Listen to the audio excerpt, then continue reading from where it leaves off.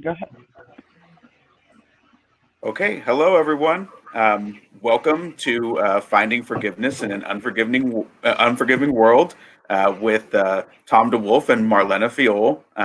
Sponsored by Barbara's Bookstores. We want to thank them for having us today and thank our authors for joining us today. Before we get started, if anybody has questions throughout, feel free to pop them into the chat on the side here, and we will answer those questions sometime during the event, as long as we have time. More than likely towards the end, but feel free not to hold off until the end. You can add them here. I'll be monitoring it and making sure that we get all those questions over to our authors. And so let us jump in, and I'm going to introduce our authors with a quick little bio for each. And then we will start going over some questions. But Tom first. Tom DeWolf is an author, public speaker, trainer, and workshop facilitator, and since 2013 has served as the director manager for Coming to the Table. He is the author of Inheriting the Trade, A Northern Family Confronts Its Legacy as the Largest Slave Trading Dynasty in U.S. History, Gather at the Table, The Healing Journey of a Daughter of Slavery and the Son of the Slave Trade, and The Little Book of Racial Healing. He has traveled extensively throughout the United States, speaking, leading workshops and trainings at colleges, universities, conferences, and other venues. He exposes hidden elements of history and shows how traumatic, unhealed wounds from the past continue to impact everyone today. Such wounds are expressed on campuses and elsewhere in racism, sexism, and other forms of intolerance, separation, and hierarchies of human value. With compassion and humor, Tom illuminates a path towards healing and a more hopeful future. Welcome, Tom. Thank you for being here. Glad to be here. Thank you. Oh yeah, we're excited to have you. Marlena Fiol, PhD, grew up on a leprosy station that her strict Mennonite father founded and ran in Paraguay, South America. Her new book, Nothing Bad Between Us, A Mennonite Missionary's Daughter Finds Healing in Her Brokenness, from Mango Publishing, is a heartwarming and often shocking tale of a religious father and his sinful daughter as they gradually move towards forgiveness and healing. In her career as a consultant and a professor of strategic management, Fiol guided her students and clients in coming to know both their current and possible selves. Over half of her 85 published articles and books relate to identity and identity change. Today, she combines her professional expertise in identity with her poignant personal experiences to speak with compassion and authority about complicated relationships and the healing power of forgiveness. Marlena, thank you for joining us. Thank you. It's great to be here. Awesome. And so I'm going to ask each of our authors to sort of introduce themselves a little bit by explaining and sort of talking about each of their books. And so, Tom, we're going to start with you. I would love to hear, from your perspective, what Inheriting the Trade is about. The short story is I found out a couple decades ago that I was related to the largest slave trading dynasty in U.S. history. And I was invited to participate in a journey with 9 distant relatives in which we retraced the triangle slave trade route of our ancestors from Rhode Island, where they lived and operated their businesses, to Ghana in West Africa, and to Cuba, where they owned coffee and sugar plantations. And everywhere we went, it was uncovering aspects of history that I never learned in school. I had no awareness of. My family had no awareness of. And what we ended up doing is creating this film that premiered at the Sundance Film Festival and was on the documentary series POV on PBS. And then my first book was published by Beacon Press, Inheriting the Trade. And it's a story of our journey collectively, and the story of my own journey.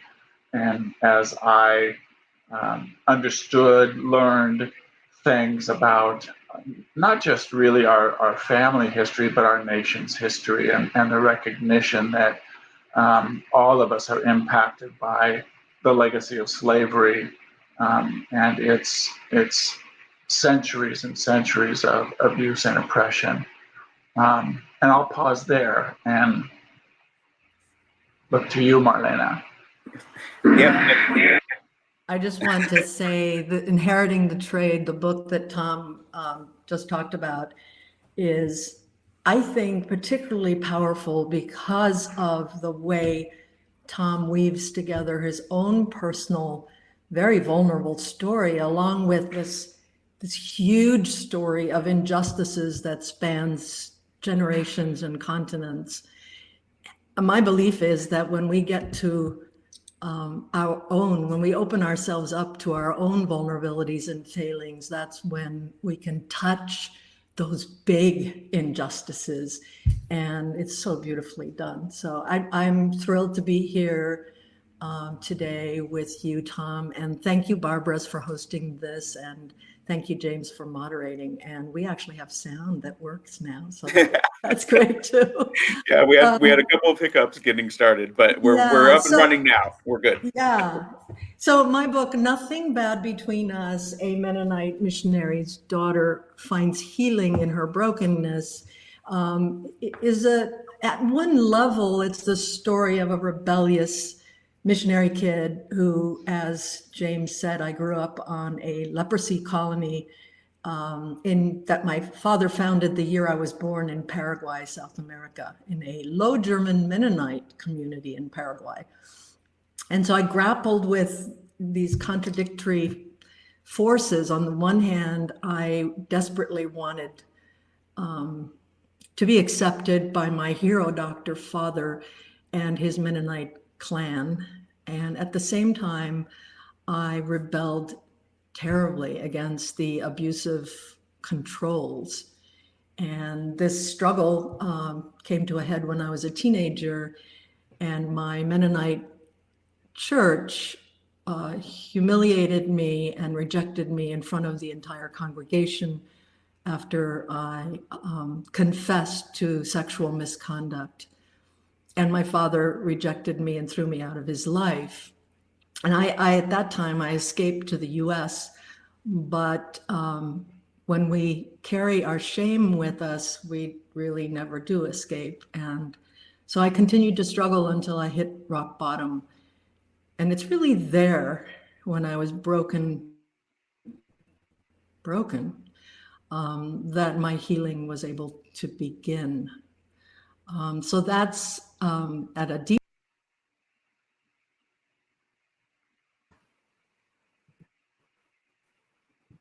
Oh, I think we just lost Marlena. She's about to. She will be back with us shortly. But and I wanted to say that the thing that is so powerful about Marlena's story, in addition to just the conflict, the abuse, the challenges, there's issues of patriarchy, religious oppression, and it's a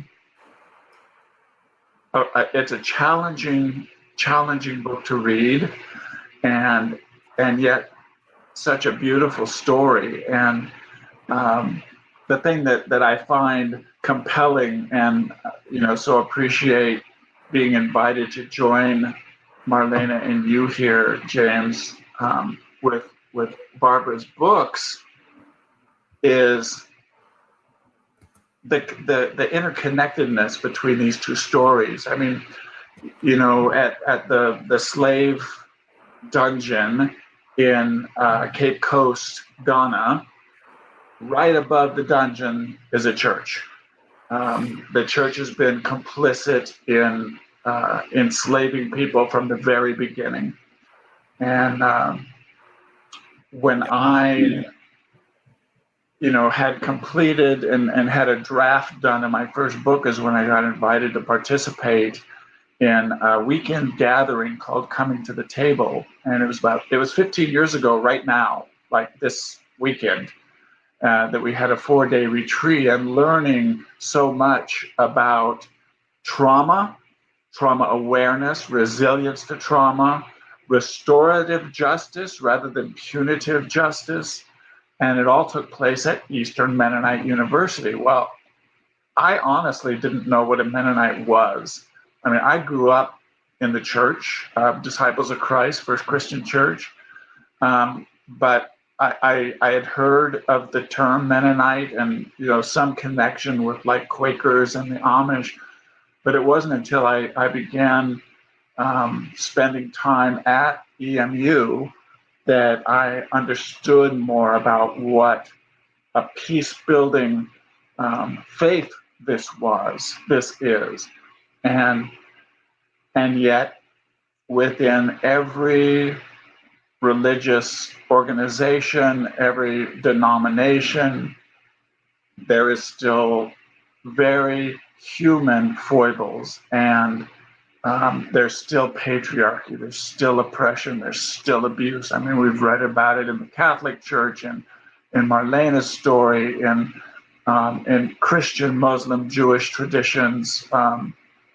And I think that's one of the biggest challenges that we face, is acknowledging our true and complete history, as well as how to grapple with the very real need for healing, for repair of the damage, and the damage that religion causes, that patriarchy causes, that male dominance causes. And it's one of the things that I'm, challenged by, being raised as a white male, heterosexual, able-bodied Christian in the United States of America. Gives me virtually all the privileges, all the advantages that are denied to women, to people of color, to people who are not able-bodied, who are not Christian. So I think one of the biggest realities for me, and the real connections here, is this concept of abuse and oppression is a universal one, and none of us escapes it. Yeah, and it takes many forms. And I'll tell you, one of the things that remind me, one of my real inspirations as a writer is Richard Bach, who wrote Jonathan Livingston Seagull and Illusions, The Adventures of a Reluctant Messiah. And he also wrote this book, A Gift of Wings, which I found at a bookstore, and it was already autographed by Richard Bach. And I got the story from the person running the bookstore, that they had actually called security because some guy was down on the floor signing books. Well, it was Richard Bach signing his own books. He used to go into bookstores and do this. And the thing that really struck me about this book, and that I think about, I've never met Marlena in person, but in this book, he talks about the way to know any writer is not to meet him or her in person, but to read what they write. Some of my closest friends are people I will never meet. And that's how I feel about so many authors, and felt such a connection with Marlena, having also grown up in the church. Didn't experience the kind of abuse that she experienced, but certainly felt the oppressiveness that can come with any religious experience, any spiritual faith organization. Right. And I know, and Marlena is doing her best to rejoin right now.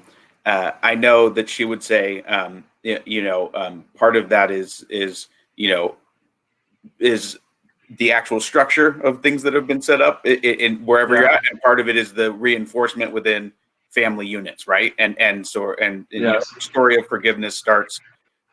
You can't reach that hierarchy of forgiveness without addressing the bare bones of forgiveness within her own family, right? And that was the hardest first step to take, and getting into this. And I think what would be great, Tom, is if you could sort of kick us off on the note of forgiveness, by talking about how you feel the role of forgiveness plays into these topics, very meaty, heavy topics of oppression and systemic injustice, and the title of this whole program is Finding Forgiveness in such unforgiving circumstances. And And so would love to hear how it plays into both your book and then also, your in general in terms of how you view things. I know that's a big question, but it is. It's huge, but the thing that jumps up to me too, James, is when you talk about systems, because that's really, I think, the biggest challenges that we face worldwide, societally, collectively, and individually, is that there are systems in place that are designed to perpetuate those systems. And they are systems of racism, of sexism, of religious oppression, and they're structural. They're like the plumbing beneath our houses that distribute water and waste in and out of our homes and our businesses. A friend of mine in Denver, Harold Fields, told me about this. He says, my dad was a plumber, and he'd go in before the house is there, and you've got pipes going in and out. And he says, in our nation, that plumbing is what is bringing in and out wealth and education and criminal justice systems and what have you. And it is those systems that determine so much of how I am raised and how Marlena is raised, how you are raised, because our parents, our grandparents, all part of these same systems. And so the concept to me of forgiveness is, first of all, a recognition of the harm. And I may, believe, because I was always raised to understand that I could be anything I want, I could do anything I wanted as long as I worked hard for it, not recognizing that that's a lie. It doesn't ring true for everyone, and it doesn't ring true for me in reality, although I have distinct advantages that other people don't. So when I look at forgiveness, the whole concept of it is the acknowledgement of the harm, the importance of repairing the harm to the degree possible, and working with the offender, which sometimes is society, sometimes it's an individual, maybe a family member or a non-family member. But forgiveness of others allows me not to be stuck in that place of woundedness. But equally important is forgiveness of self, which I think is sometimes even harder to deal with. And I'm certainly subject to that as well, dealing with harm that I've caused. I mean, I get pissed when people harm me, and then I try and rationalize when I harm others. Right. And so it's all wrapped up in that. Yeah, no, absolutely. And Marlena, can you hear us? Oh, no, I think. Oh, can you hear us, Marlena? I can. Can you hear me okay? Yes, we can hear you. Yeah. And so welcome back. You only missed Tom talking about systemic racism and oppression. Is a very, very small topic. Yeah. just racism and oppression. Yeah. Well, forgiveness is what I think Tom was talking about. And one of the things I appreciate about Tom's book is the way he treats forgiveness as something that is not a glib, easy, oh, I'm sorry kind of thing, but really looking at self-exploration. And forgiveness, perdonare, the Latin word for forgiveness, means to give freely, and we're the recipients of that gift. I don't think forgiveness has so much to do with the other. And yeah, we can be pissed off about what happened and what the other did, but really it's a gift to ourselves. And it only happens through that difficult self-exploration that you talk about in your book, Tom. I think that sometimes forgiveness is a kind of I call it a fake forgiveness when it gets trivialized into the words, I'm sorry. And it doesn't involve looking at the wound, looking honestly at what the harm was, the harm that we caused others, the harm that others have caused us. It takes courage and it takes strength to look at that wound, right? And it's difficult. But without that hard work, it's some kind of fake, I wouldn't even call it forgiveness, really. Yeah, it's like when somebody says, I'm sorry if you were offended by something I said. Yeah, It's like, this is all right, on you and it really doesn't have anything to do with me. right, right. I mean, in reading your story, it's like, I'm not part of your family, but I don't know where you found the grace or the strength to forgive. It's so deep. And when I mean, it's like there's one part where you talk about, I stood the afternoon that my dad kicked me out of his life, telling me there were plenty of other children for him to love, and a tear and then another made their way slowly down my cheeks. I felt none of the old familiar shame about being sinful, and nor did I feel anger about having been mistreated. And I wonder in that moment about the role that time plays, the role that separation can actually be healing. I don't know. It was a. Time, yes, but I'm not sure that separation. I think when there is a lot to be forgiven, when there are difficult experiences that we've had in the past, that sometimes separation can simply deepen that rift. And so I wouldn't say separation is part of it. In fact, people who've read the book will sometimes say to me, how can this be a book about forgiveness and reconciliation? You and your father never once said, I'm sorry.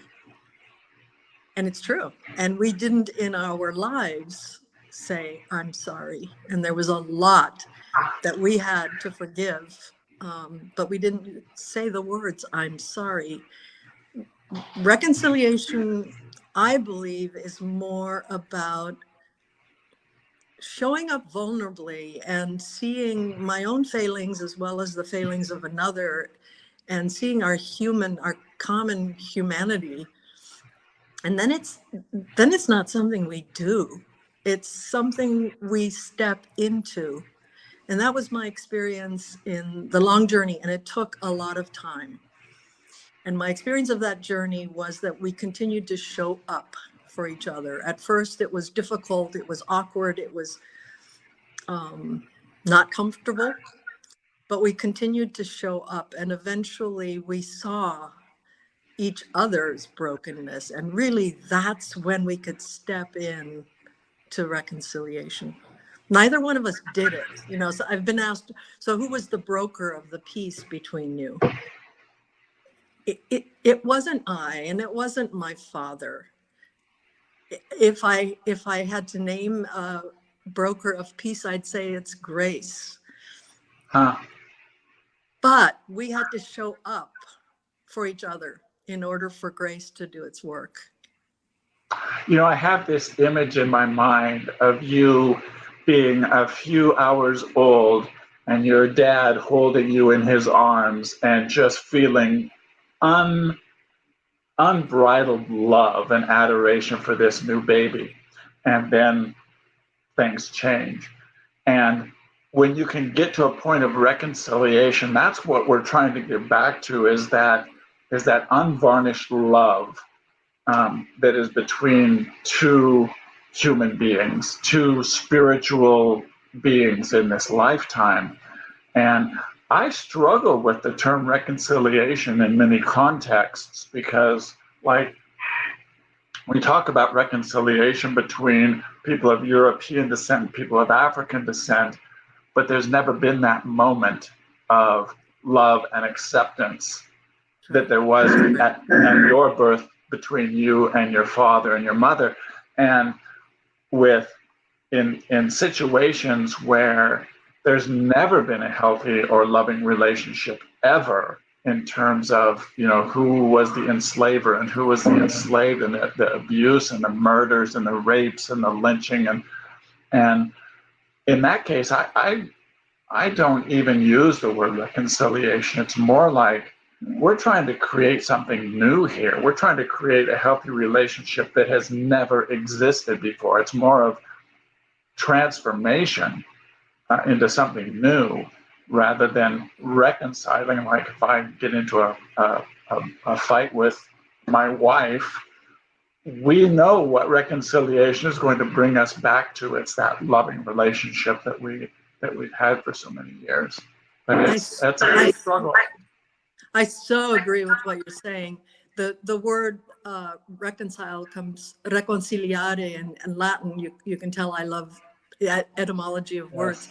But it means to make good again. And like you said, there never was good when it comes to the injustices you're talking about. And so, but starting over can't mean we don't look deeply and at the uncomfortable, horrible injustices. We can't sort of put that aside and not look at it and start over. And so it's a real challenge.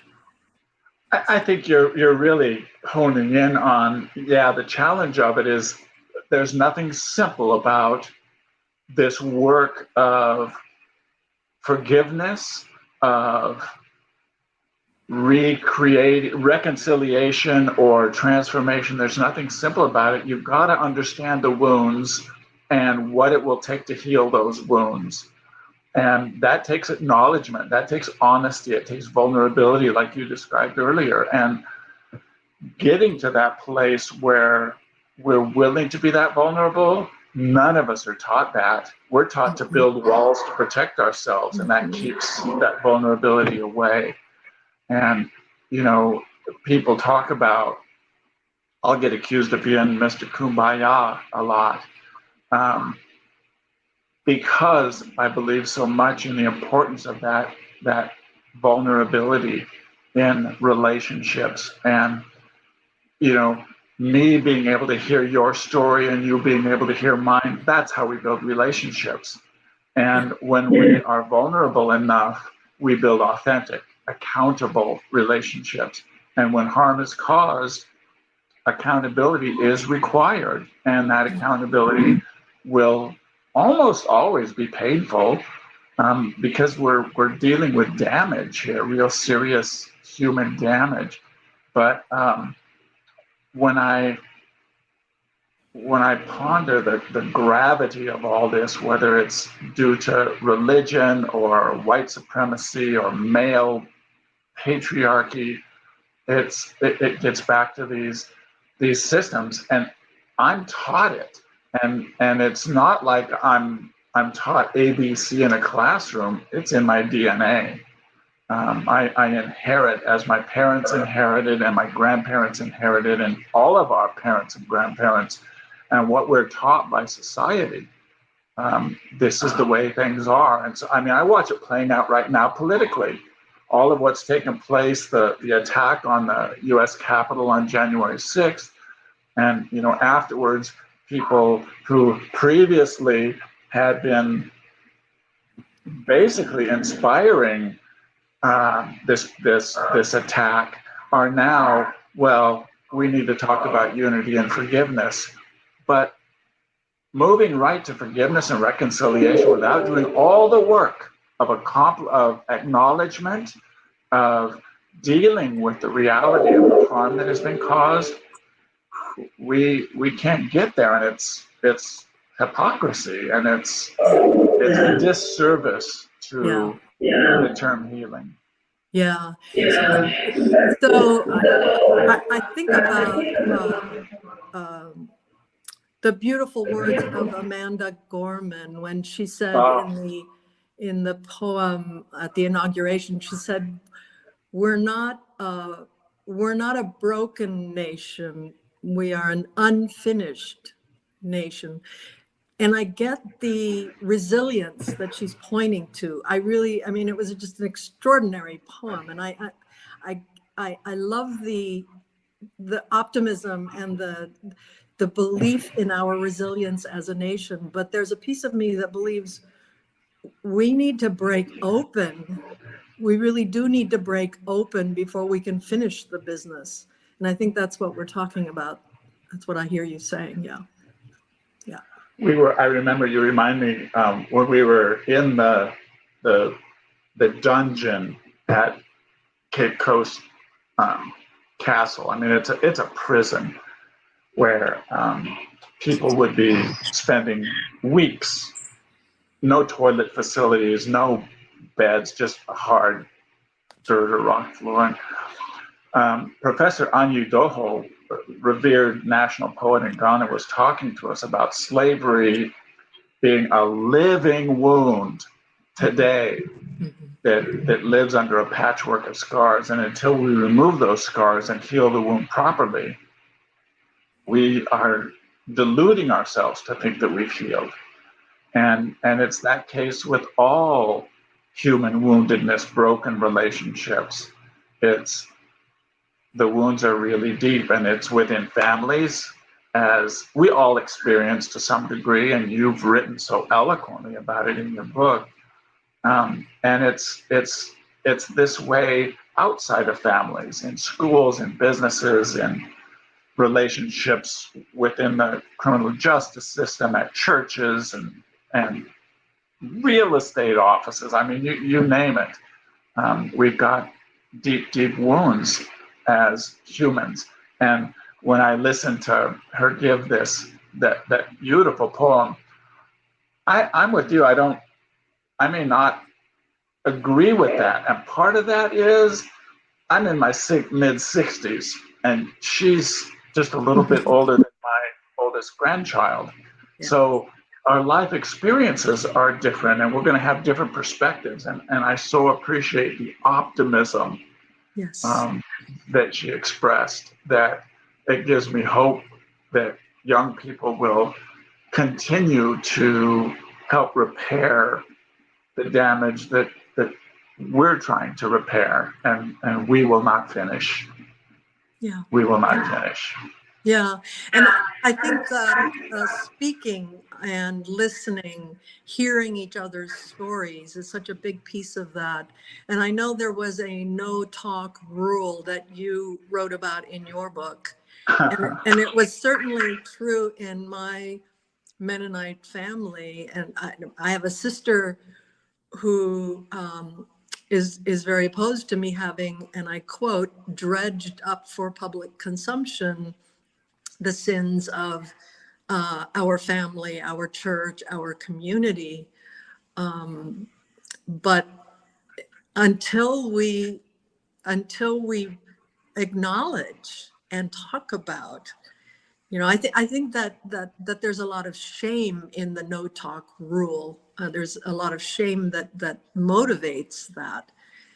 And one very huge antidote to shame, I believe, is vulnerability. Because shame is all about closing down, keeping hidden, keeping it secret, keeping it silent.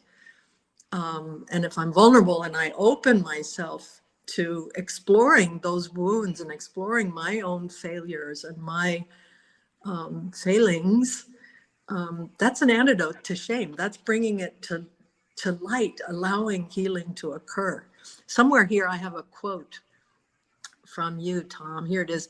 So in Tom's book, he says that we bury the wound like a leaky sewer pipe under the house, hoping no one will notice, rather than commit to the hard work of repair. What a fabulous metaphor that is. Yeah, that's from a friend of mine who grew up in Oklahoma and lives in Denver.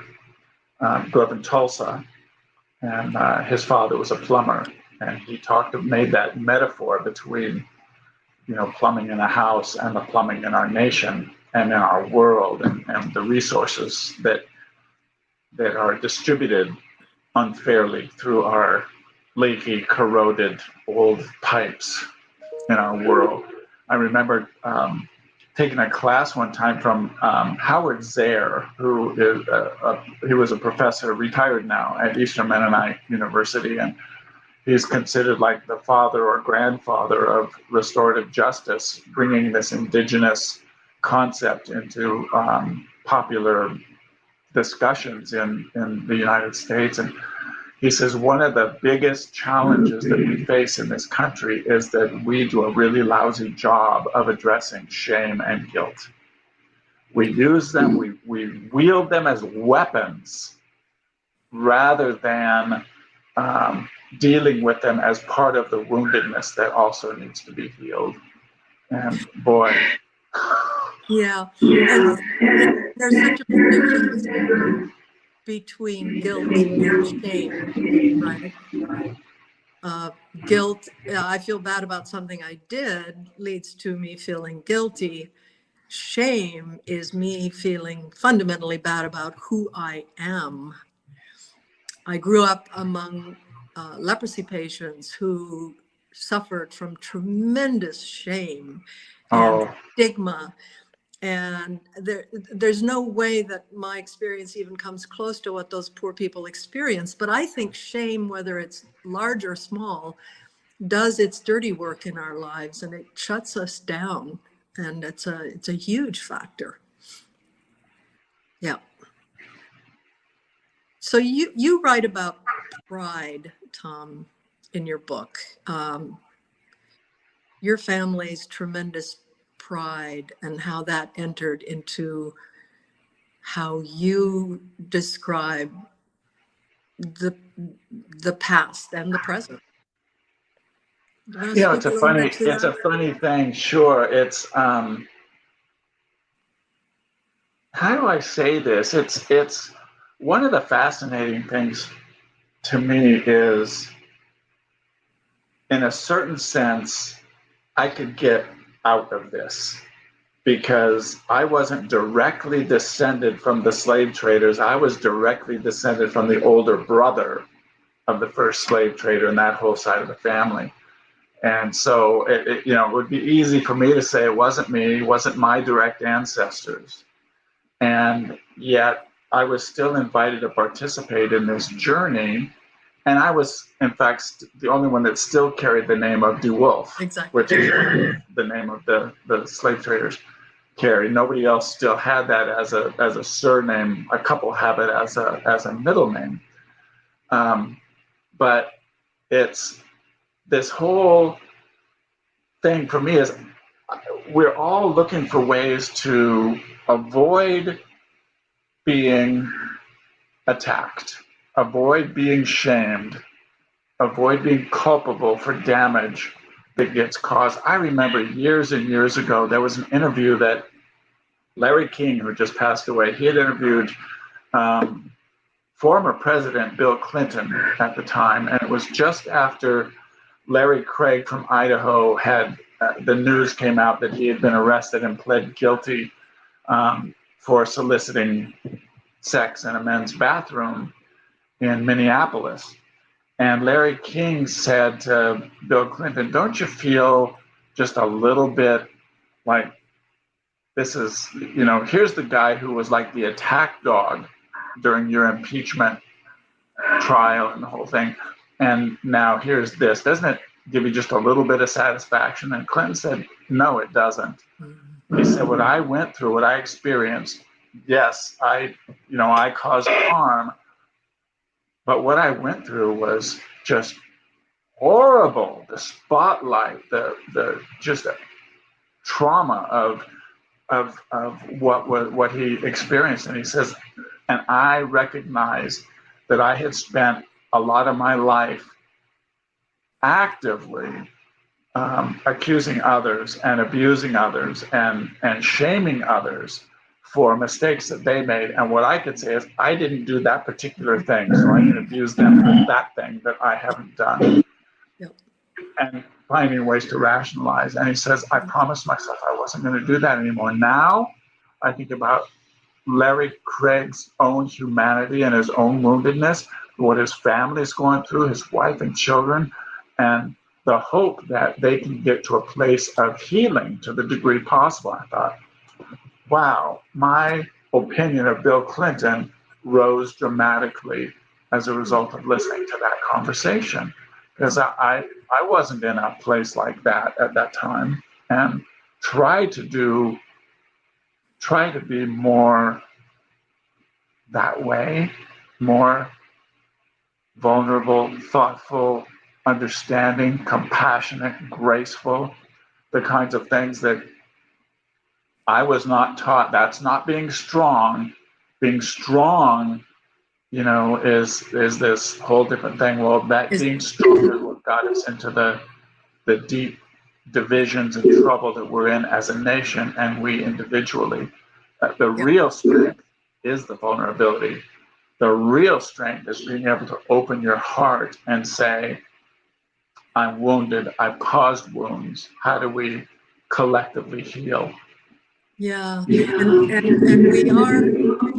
we have been taught that strength lies in the pride that we didn't do these bad things, right? We can stand above it. Pride is a slippery concept.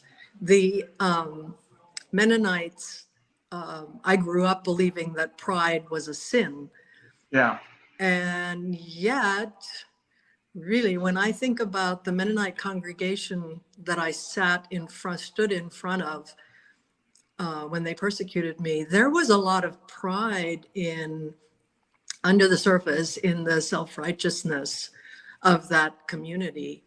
And so it's an interesting thing. I think sometimes when we're prideful at the expense of others, that maybe it's because of, and I know shame has come up a lot in our conversation, but I wonder if it isn't buried shame that is causing us to put on an exterior of pride sometimes. And I still have to think a lot more about the notion of pride. I think it's quite complicated, actually. Yeah, I agree with you. And what we're talking about today, finding forgiveness in an unforgiving world, it's an unforgiving world because of the walls that we've built. And those walls get built if I'm embarrassed, I'm ashamed, I'm feeling guilty, or someone's attacking me in whatever way. And then I get to blame the world for being unforgiving, when in fact, honestly, I tend to be unforgiving. I have to watch myself, and I think we all do, what we do in social media, what we post. I'm certainly guilty of posting things that attack people who I disagree with politically or on religious grounds or whatever, and that sustains an unforgiving world. How do we break that down? I think one of the key elements of forgiveness is reconnection. And if it's not even reconnection with another person that I'm estranged from, it's a reconnection to my best self. Yeah. That when I can become my most loving, graceful, compassionate self, other things begin to fall into place in very healing and loving ways. Growing up a man, go Dodgers. It's like you can avoid dealing with real heart stuff by just talking about sports or the latest TV show or whatever it may be. But getting into relationships that are profound and accountable and authentic requires something completely different. I've been involved in a men's group for about 5 years, and we've been gathering together once a month. And the only things we don't talk about are football and women and cars. We talk about heart things. We try to support each other in our vulnerability and in our wanting to be more vulnerable. And it's one of the best things I've been involved with is these guys, most of whom I've not met in person. Like you, someday we will. But getting through this pandemic, it also gives us the opportunity to learn and live more gracefully if we take that chance, if we take that opportunity. So what we're talking about, I think, is a lifelong journey. It's not we find forgiveness and we heal and it's done. And but the journey begins, I think, for only one of two reasons. One, we're so broken and it hurts so bad that we really believe we must discover a new way than the way that we've been. And then the other is we have a dream of how things could be. And that dream is so brilliant and so vivid that we reach for it and know we need to change. We need to start on that journey. What is the today in our country, or within each of us individually, pick whatever level you want. What's the motivation that you think is the strong motivation for all of us to get on the journey, to stay on the journey, to look at our own failings, to see each other's humanity? For me to look at someone who didn't vote the way I did in the last election and say, look at us, we're both human, we both want basic wonderful things for ourselves, for our families, and really join with compassion. What's the motivator to get us down that path and to keep us going on that path? You have some thoughts about that? Boy, it strikes me that it could be different for different people. One of the people who has written in the chat talks about the meaning of pride depends on the context, which is absolutely true. I'm really proud of my granddaughter and what she did in her piano recital on Sunday. It's like, I'm really proud. And I'm proud of the Oregon Duck women. Oh, yes. Ionescu. I mean, oh my gosh, Sabrina is like, I was crushed that this pandemic kept them from playing in the NCAA tournament. And there we go again. But yes, and that's very human and reasonable and wonderful. What's the motivation? For me, the first thing that came to my mind is to experience the fullness of love, to experience the benefits of unfettered, unbridled, infinite love. And I think from birth, it's what we all crave. And we do show our vulnerability, especially as small children. And as we grow up and as the world intrudes, we begin to separate. And I think what we're all searching for is that feeling of infinite love that knows no bounds and knows no, you don't have to earn it. You just live it with yourself and with others. That's the first thing that comes to my mind. How about you? What do you think? Well, what you're referring to, I think, is what I was calling the brilliant vision, the vision of love that we all crave. But when I'm in a space of unforgiveness and anger and resentment, it's hard for me to get to that. Yeah. And so in my life, I know that unfortunately I have had to hit rock bottom and be broken and realize that there's got to be another way than always clawing myself back up and my ego believing that absolutely I was right. They were all wrong. And at some point realizing that's not working. And so I know for me personally, brokenness had a lot to do with starting to even see the vision of love that could be. But people will ask me, well, does that mean, do you think that everyone has to be broken in order to heal? And I say, no, absolutely not. I know that was my journey. But I also know that when we see the anger that so many people around us are consumed by, Tom, frankly, they're not going to see any vision of love. And so I again ask, what gets us started on the journey? potentially it's listening to each other's stories, learning as one of your group, in your book, in the journey that you took with your family members, one of them said, we need to be willing to cry with each other. And that's a powerful statement. I mean, when I can cry with those who have hurt me, and frankly, it's hardest when it's family members, when it's someone really close to us. You know, I think it's easier to let go of resentments when it's out there, and much harder when it's close in. But if we can cry together, how powerful is that? And I think that starts with listening to each other's stories. It sounds simple, but it's not.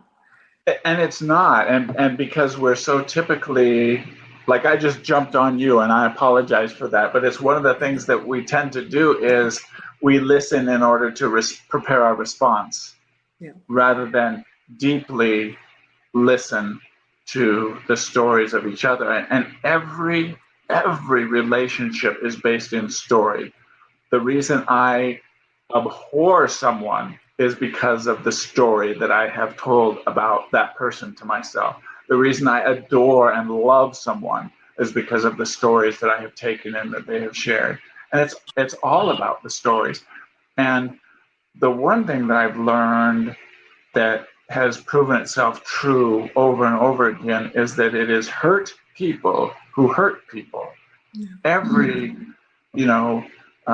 child abuser who's in prison today was abused as a child, and that's what they learned, and that's what they've done. And I say that as a universal statement, and I don't mean to put everybody under a single umbrella, but generally that is the case. And what is being expressed is hurt. And so how do I have compassion for someone who I think was doing horribly harmful things, and maybe they're in a position of extreme power, president, senator, congressman, and causing so stinking much damage. And it's easy for me to rationalize saying that person needs to go, get out. But also the recognition, where is my compassion, and understanding that they're harmed too. There's a Cleat Keller, Olympic gold medal winning swimmer from the early 2000s, who was part of the insurrection on January 6th. Very cheerful apology afterwards to his former coaches and what have you. And, my initial response is, too little, too late, pal. You screwed up and you're going to pay the consequences. And I realized, here's a guy who's hurting. And the way that he responded to his own pain was attacking. So whether you're a Republican or Democrat, you have practiced unforgiveness. We have practiced unforgiveness, unacceptance, not listening to each other's stories. And that's the hard work, but that's the work, I think. I love what you said about stories. One of my spiritual teachers, Father Richard Rohr, recently wrote a series of meditations on story, and he talks about 3 different levels of story. One is my story, and those of us with big egos in the world know all about my story. Gets us into a lot of trouble, but he talks about the fact that our story, which is the next level, can be even more damaging.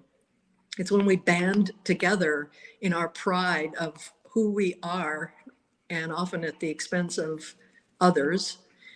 And then he talks about the story, and that's the story of our common humanity. That's the story that binds us together. And so how to let go of my story, and then maybe even more difficult, our story, becomes our challenge. And I'm noticing, even though I can't read all of the comments while we're speaking, I'm noticing that there are quite a few people who have shared how they have begun their journey and what motivated them. And I'm hoping that we'll have access to all of those comments, because I'm very, very interested in reading and I was just going to say, and I was just learning. going to chime in there, Marlena, and say that one of the comments from Fran said that we become willing to heal when the pain of suffering outweighs the pain of healing, in terms of the pain on the road to healing. When you start to come out, and I know you and I specifically, Marlena, have talked about that. Is when you the fear of the pain of healing is sort of dissipated by the fact that pain is just too much. And so, yeah, I wanted to thank Fran for bringing that in, and it seemed like an interesting place to start to wrap things up and get your final thoughts on where we go from here. What's the next step? And it's something I asked Tom at the very beginning, which is, where do we look for that next step, and what do we wish and hope for everybody that's on this call, and for everybody who's not on this call, that we might be able to share with them. And so I'll let you go first, Tom. Oh, great. The biggest question here. and really, I guess it's more of a what do we hope for in terms of starting that process of forgiveness and reconciliation, whether it's asking to be forgiven or it's reaching out to grant somebody forgiveness. The thing that strikes me, James, is getting to a place of willingness to let go of my pride.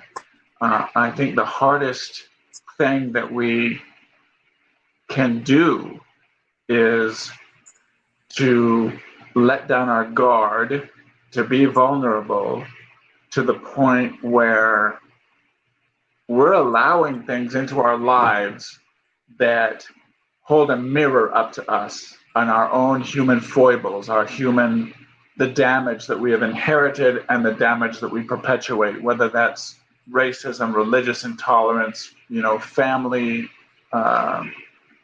discord, whatever it may be.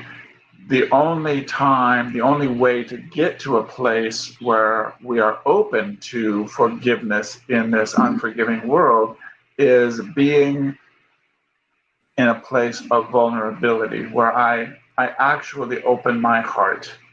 And boy, it's hard, because it can be deeply traumatizing to experience the trauma that we've caused. And sometimes the way of healing, it's like a flu shot is injecting the virus into us that we're trying not to get.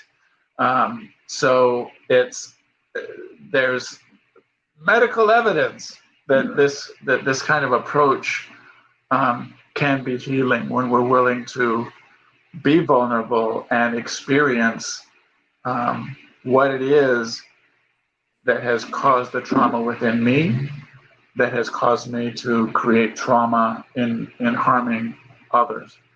And boy, oh boy, this is the most, I think what we're asking people when we're asking folks to be vulnerable is that we are asking people to do the hardest work. It's easy to stay in my tribe and attack others from that other tribe. The hard work is within my own self, is that level of vulnerability and openness that allows for an infusion of grace. That vulnerability also, you take the risk of being hurt further. So this is not an easy task. Yeah, and Marlena, same question for you.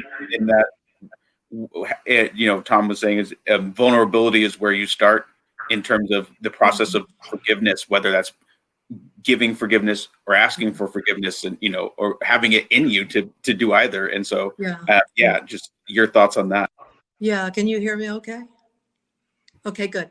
Yep. I totally agree, not surprisingly. I believe that one of the major purpose that we're even here in this life is to become and to more fully understand and live from who we truly are. And I don't think that when I'm in a place of anger and resentment and fear and shame, that I get even close to who I truly am meant to be. And so to the extent that I can open myself up, be vulnerable, show compassion, then my own healing hopefully will contribute to the healing of those around me. And so I would just like to repeat what that wonderful cousin of yours or second cousin or whoever he was who said, let us learn to cry together. And you remind me, Marlena, that part of it for me is letting go of my feeling that I'm always right, and that my intentions are always honorable, and that it's somebody else's problem if they don't get me. I let go of the need to be a teacher, to be the controller. And that's part of the vulnerability, is recognizing that, when people are ready, their teacher will show up, whether it's me or you or anyone else, or the teachers that we need. And I think that's one of the real incentives for writers in particular, is to put into our books our most vulnerable feelings. And we do that for ourselves first, and then we do it for our readers. And we don't know you don't know the impact that your book is going to have on somebody that you don't know. And that's the thing to me, is hearing from people I don't have any idea who they are, thanking me for helping them, confront their own stuff and change their lives. And I think it's a particularly beautiful benefit that writers get to have. Absolutely. Well, thank you everyone for joining. Thank you, Tom and Marlena, for joining in this conversation. We are at time, but I wanted to thank Barbara's for hosting this conversation. And there are some links in the chat and also on the event page to order from Barbara's directly, Tom's book, Inheriting the Trade, and Marlena's book, Nothing Bad Between Us. And so, I want to thank both of you for joining. I will let you say your thank yous and goodbyes right after this, but thank everybody in the audience for attending. You will be able to watch this video online, and there is a little link there so that you can see where it's going to be in the right-hand side. But yes, I will turn it over to you guys to say thank you and salutations. Thank you all for joining us. It's been absolutely a privilege, Tom, to have a conversation with you. And thank you, James, for moderating, and Barbara's for hosting it. And all of that. And I'm so grateful to you for inviting me to join you today, Marlena, and to have, I see so many of the comments, Robin Reed and I have known each other since we were children. And Don Kerper and I went to college together. We've known each other for close to half a century. And my mom is here. And it's like, I look at the trajectory of a lifetime and am so grateful for the relationships that I have that matter, that Robin tells me we were married when we were 5 years old. I just saw that. Wonderful. I love it. What a great note to end this on. We've been in love for a really long time. That's great. And I just, that's really the key to me is emulate that. Emulate the best relationships that you have, and then try and make that work the best you can with people that you're more challenged by. that's a step on the journey. I'm just really grateful to Barbara's Books for hosting us, and James, and particularly you, Marlena. I love your book, and I hope it is widely read. Thank you. Thank you.